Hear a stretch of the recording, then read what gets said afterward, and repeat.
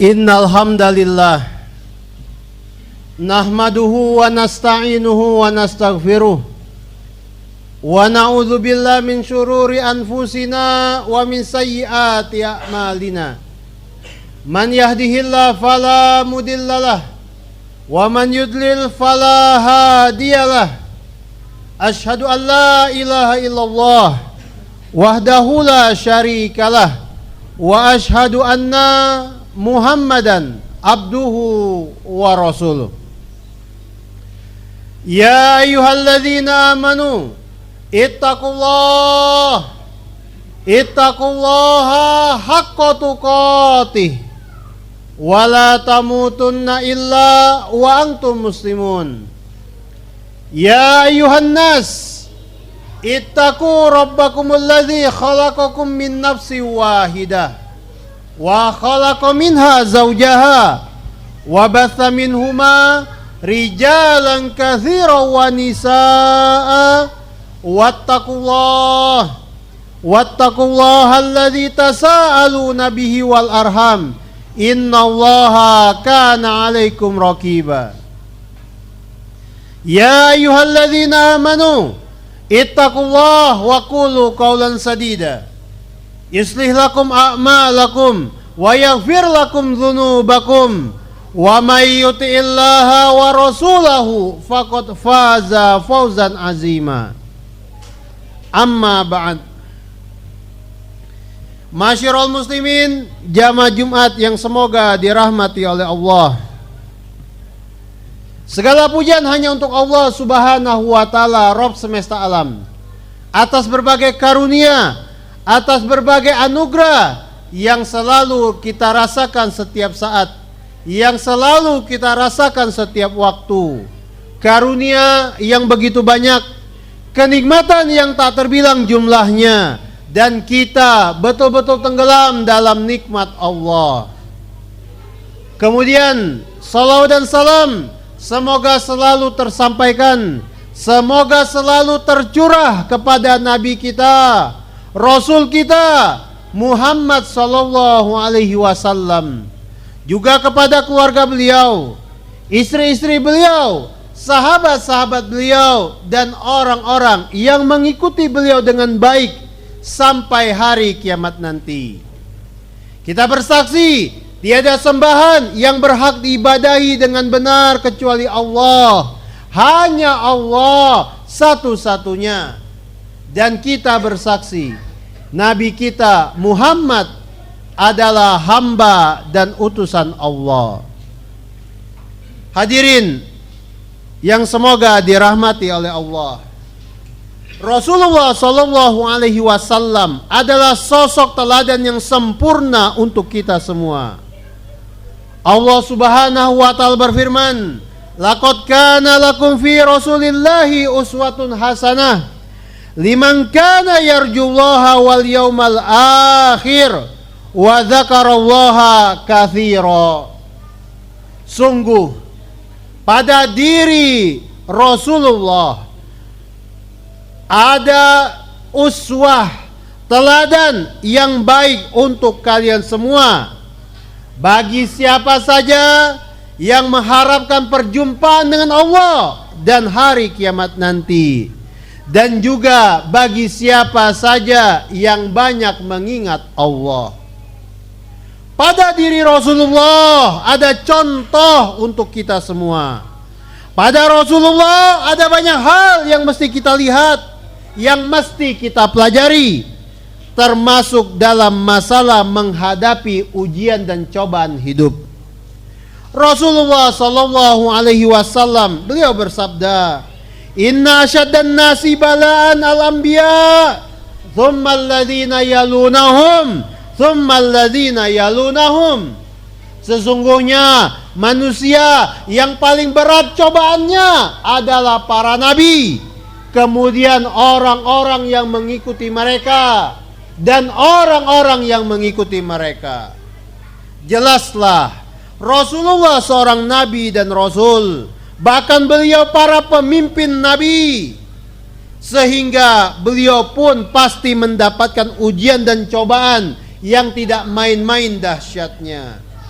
Hadirin yang semoga dirahmati oleh Allah, di antara ujian yang pernah dihadapi Rasulullah adalah perang Uhud. Perang Uhud adalah perang yang terjadi pada tahun ketiga Hijriah. Perang Uhud adalah perang yang meletus tidak lama dari Rasulullah dan para sahabat berlebaran di tahun itu. Perang Uhud adalah peristiwa dahsyat yang pada waktu itu Rasulullah dan para sahabat harus menghadapi musuh yang jumlahnya 3.000 orang. Sementara Rasulullah dan para sahabat jumlahnya hanya 700 orang. Waktu itu musuh datang jauh-jauh ke Madinah. Mereka hendak menyerang Rasulullah dan para sahabat di Madinah. Rasulullah pun terpaksa harus menghadapi mereka. Padahal jumlah mereka hanya sedikit, musuh lebih banyak. Padahal senjata mereka sederhana, musuh lebih lengkap. Tetapi harus dihadapi, harus ditempuh.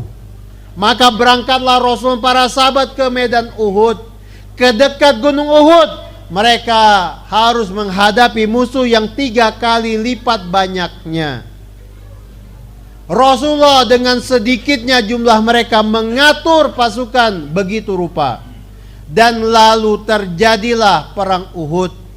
Pada waktu itu Rasulullah dengan para sahabat bertahan mati-matian. Rasulullah mengatur para sahabat sedemikian rupa untuk berperang. Sampai akhirnya atas izin Allah keadaan dibalik. Rasulullah dan para sahabat berhasil membalik keadaan. Mereka bertahan lalu balik menyerang. Musuh kemudian terdesak dan akhirnya mundur ke belakang. Bahkan sebagian musuh sudah ada yang berpikiran hendak melarikan diri, menjauh dari medan Uhud, pulang kembali ke kota Mekah. Akan tetapi pada waktu itu ada segelintir sahabat Rasulullah. Mereka bermaksiat kepada Rasulullah. Mereka tidak memperhatikan perintah Rasulullah. Mereka melanggar apa yang telah Rasulullah perintahkan kepada mereka. Hanya segelintir sahabat, jumlahnya bisa dihitung dengan jari. Tetapi maksiat yang sedikit itu justru membalikkan keadaan. Yang awalnya kaum muslimin mengejar musuh, mendesak musuh, sekarang mereka yang diserang musuh dari berbagai macam arah. Sekarang mereka yang diserang musuh dari depan dan dari belakang. Bahkan pada waktu itu jatuh korban jiwa dari kalangan sahabat. Puncaknya Rasulullah terpisah dari pasukan induk. Rasulullah terpisah dari para sahabat dan hanya ditemani oleh 10 orang. Maka pada waktu itu musuh yang begitu banyak menyerang mereka. Dan ada sebagian musuh yang khusus menyerang Rasulullah. Pada waktu itu Rasulullah pun diserang mati-matian. Rasulullah dihantam berbagai senjata. Maka pada waktu itu Rasulullah hampir terbunuh. Beliau terluka dan beliau cedera waktu itu. Rasulullah ditumbuk batu di tubuh beliau. Gigi seri bagian bawah beliau di sebelah kanan copot, patah karena serangan musuh. Lalu bibir bawah beliau robek, dahi beliau terluka, dan beliau sempat dihantam senjata musuh. Sebilah pedang deras menghantam wajah beliau. Dan atas izin Allah, senjata itu hanya mengenai 2 rantai dari helm besi beliau. 2 rantai tersebut terputus lalu menancap dalam-dalam di pipi Rasulullah. Rasulullah tidak terluka, tetapi 2 rantai itu menancap dalam di pipi beliau. Tidak sampai di situ, ada seorang musuh yang menghantamkan senjatanya dengan keras begitu rupa ke tubuh beliau. Rasulullah tidak terluka karena beliau menggunakan baju besi 2 lapis, tetapi tumbukan dari senjata musuh membekas pada tubuh beliau sampai 1 bulan lamanya, dan Rasulullah mengeluh kesakitan.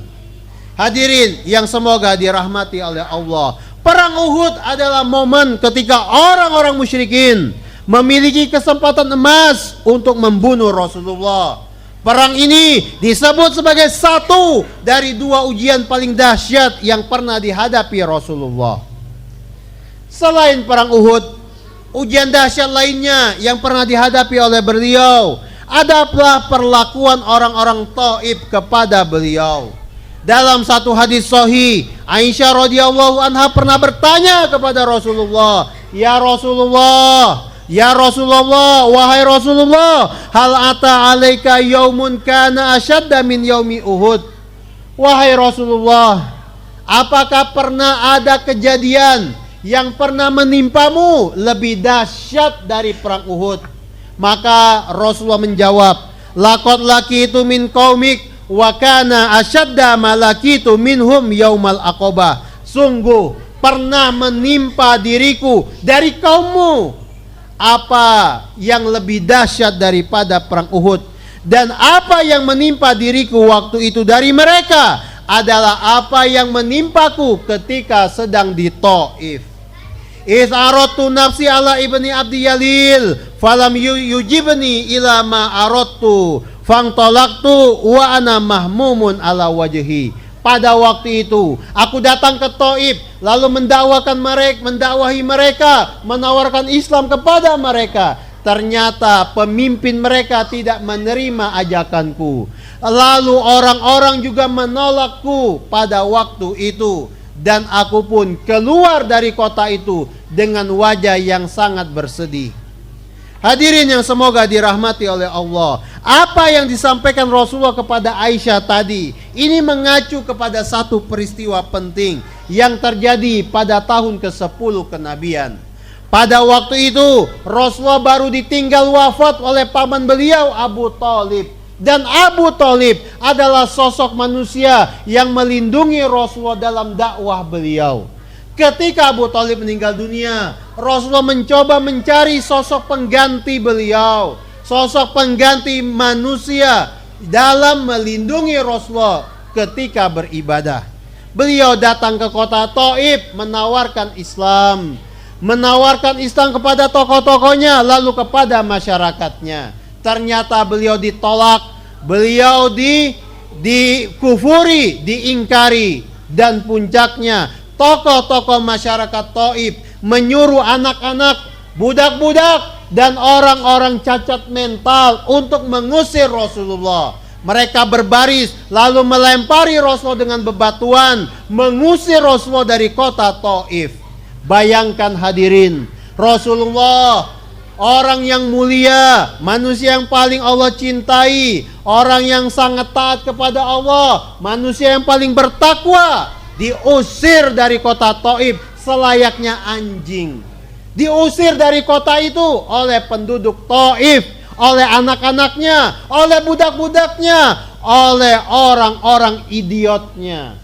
Rasulullah diusir, kaki beliau berdarah-darah, beliau terusir dari kota itu, dan beliau bersedih, sangat bersedih. Dan itulah yang menimpa beliau di kota Taif, sesuatu yang lebih dahsyat yang beliau rasakan daripada perang Uhud. Hadirin yang semoga dirahmati oleh Allah, dua ujian tadi yang kita sebut adalah ujian-ujian paling dahsyat yang pernah dihadapi oleh Rasulullah.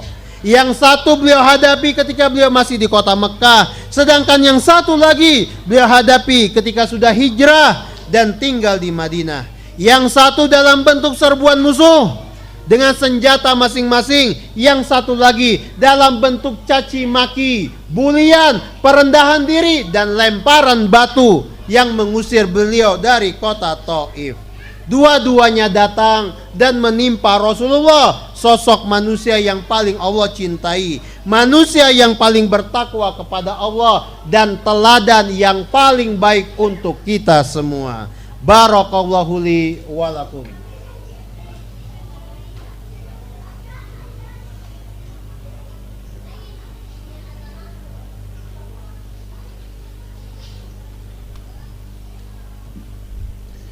Alhamdulillah, alhamdulillahilladzi arsala rasulahu bil huda wa dinil haq liyuzhirahu 'alad dini kullih wa kafa billahi syahida. Asyhadu an la ilaha illallah wahdahu la syarikalah wa asyhadu anna Muhammadan abduhu wa rasuluh. Masyiral muslimin, jamaah Jumat yang semoga dirahmati oleh Allah. Jika Rasulullah saja, sosok manusia yang paling Allah cintai, mendapat berbagai macam ujian dan cobaan dalam hidup beliau, maka bagaimana lagi dengan kita, orang-orang biasa yang tidak ada apa-apanya. Dan memang berbagai macam ujian adalah sesuatu yang niscaya datangnya kepada siapapun kita selama kita beriman dan berusaha mengikuti Rasulullah. Rasulullah sallallahu alaihi wasallam bersabda, "Ma yazalul bala bil mu'min wal mu'minati fi nafsihi wa waladihi wa malihi hatta yalqallaha wa ma alaihi khati'ah." Cobaan-cobaan itu akan selalu bersama orang-orang beriman, baik laki-laki ataupun perempuan, baik berkaitan dengan dirinya, anaknya ataupun harta bendanya, dan itu terus berlangsung sampai dia berjumpa dengan Allah tanpa membawa satu dosa apapun. Hadirin yang semoga dirahmati Allah, dari dua ujian besar yang tadi kita sebutkan yang pernah menimpa Rasulullah, ada beberapa pelajaran yang bisa kita petik di siang ini. Yang pertama, kehidupan dunia ini bukan ukuran atas kedudukan seorang di sisi Allah. Sungguh, Rasulullah diuji dengan berbagai ujian, seperti dicaci maki orang-orang, direndahkan, bahkan dilukai oleh orang-orang yang tidak suka kepada beliau. Padahal beliau adalah manusia yang paling Allah cintai, manusia yang paling bertakwa kepada Allah, sosok manusia yang paling banyak beramal solih. Sebaliknya, Abu Jahal, Abu Lahab, Umayyah bin Khalaf, Uqbah bin Abi Mu'aid adalah orang-orang mulia di tengah masyarakat Mekah, dihormati, dipandang, tetapi mereka mengganggu Rasulullah, menghalangi beliau berdakwah, menyakiti orang-orang beriman, dan menimpakan berbagai macam kerusakan kepada orang-orang yang ada di Mekah. Sehingga ini semua sudah cukup menjadi cermin bagi kita semua, bahwa ketika kita mendapatkan berbagai ujian, berbagai cobaan dalam hidup kita ini, dulu Rasulullah pernah mendapati yang serupa. Tidak usah jatuh mental, tidak perlu berlarut-larut sedih ketika banyak ujian apapun itu menimpa diri kita atau menghadang kita dalam hidup ini. Hadirin yang semoga dirahmati oleh Allah. Yang kedua, Allah maha mampu menjaga dan melindungi Rasulnya dari berbagai macam gangguan, dari musuh-musuh dan orang-orang yang tidak suka kepada beliau. Allah maha mampu, tetapi Allah tetap menetapkan itu semua terjadi dan menimpa Rasulnya. Rasulullah hampir terbunuh, beliau terluka, dan beliau juga cedera. Bahwa beliau mendapatkan itu semua menunjukkan jika beliau akan mendapatkan derajat yang tinggi di sisi Allah, dan itu pasti. Lalu bahwa beliau mendapatkan itu semua menjadi acuan bagi kita ketika mendapati gangguan dan cobaan. Ketika kita mendapatkan itu semua, ingatlah dulu Rasulullah mendapatkan hal yang serupa, bahkan lebih. Kita diuji sebagaimana dulu Rasulullah diuji. Tidak perlu berkecil hati, bersabar, dan cobalah untuk pelan-pelan bergembira.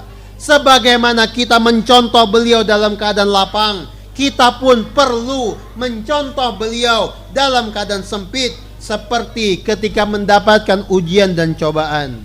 Hadirin yang semoga dirahmati oleh Allah, akhirnya di akhir khutbah ini kita semua berharap semoga Allah Subhanahu wa Ta'ala memberi kita kekuatan untuk terus berdiri menghadapi berbagai macam ujian yang Allah berikan kepada kita semua. Semoga kita semua Allah beri kemampuan untuk terus beribadah kepada Allah sampai ajal menjemput kita masing-masing. Dan semoga Allah Subhanahu wa Ta'ala mengumpulkan kita semua dengan Rasulullah, dengan para sahabat di surga nanti. Allahumma sholli ala Muhammad wa ala ali Muhammad kama shallaita ala Ibrahim wa ala ali Ibrahim innaka Hamidum Majid. Allahumma barik ala Muhammad wa ala ali Muhammad kama barakta ala Ibrahim wa ala ali Ibrahim innaka Hamidum Majid. Allahumma ighfir lil mu'minina wal mu'minat walil muslimina wal muslimat al ahya'i minhum wal amwat innaka antas sami'ud du'a.